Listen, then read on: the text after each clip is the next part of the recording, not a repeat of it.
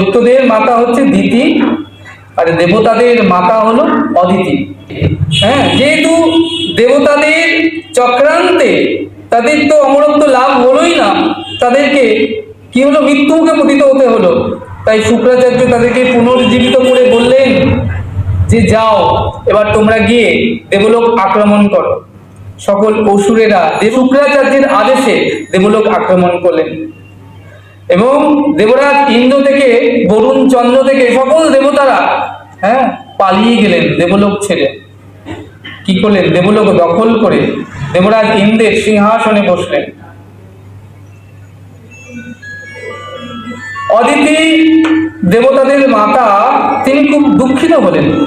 কেন দুঃখ পেলেন? না, অসুরেরা মাঝে মাঝে প্রায় দেবলোক আক্রমণ করে আর সকল দেবতারাকে দেবলোক থেকে তাড়িয়ে দেয়, বেঁধে নিয়ে চলে যায়, তাদেরকে অত্যাচার করে, আর দেবতারা দেবলোক ছেড়ে দিক বিদিক পালিয়ে যায়।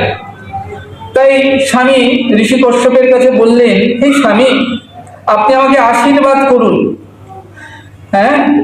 যদি আমার এমন সন্তান লাভ হতো বা দ্বারা সকল অসুরদেরকে বিনাশ করতে সক্ষম।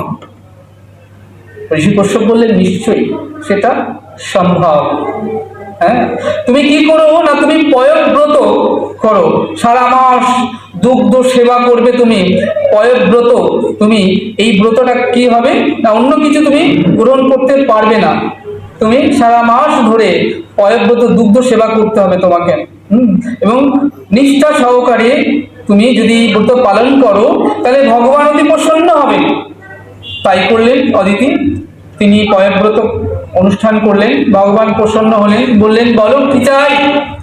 বললেন, আমাকে আপনার মতো পুত্র দান করুন, যে পুত্র সকল দৈত্যদেরকে বিনাশ করতে সক্ষম।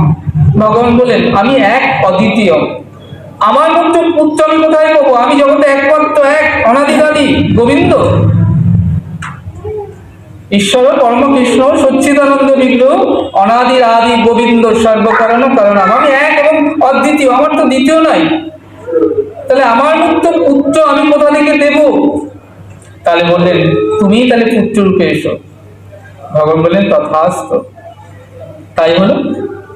তাই আজকে কি হলো, ভাদ্র মাসে শুক্লা তিথিতে দ্বাদশীতে কি হলো না, আজকে অদিতির গর্ভে বামন রূপে আসছেন। কেন না, বলি সমেত সকল অসুরদেরকে বিনাশ করবার জন্য।